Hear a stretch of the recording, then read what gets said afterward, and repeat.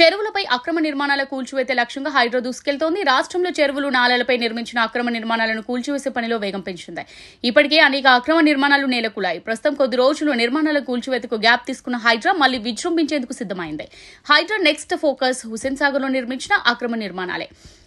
ఎఫ్టీఎల్లో నిర్మించిన thrill city జలవిహార్పై హైడ్రాకు ఫిర్యాదులు వెలువెత్తాయి. జలవిహార్ను కూల్చివేయాలంటూ హైడ్రాకు CPI జాతీయ నేత, మాజీ ఎంపీ అజీజ్ పాషా ఫిర్యాదు చేశారు. హుస్సేన్ సాగర్ను కబ్జా చేసి శాశ్వత నిర్మాణాలు చేపట్టిన జలవిహార్పై చర్యలు తీసుకోవాలంటున్నారు. జలవిహార్ ఆక్రమణకు సంబంధించి పూర్తి వివరాలను హైడ్రా కమిషనర్కు సిపిఐ నేతలు అందజేశారు. Hussain Sagar FTL buffer zone పరిధిలో 12.5 ఎకరాల్లో జలవిహార్ ఏర్పాటైంది.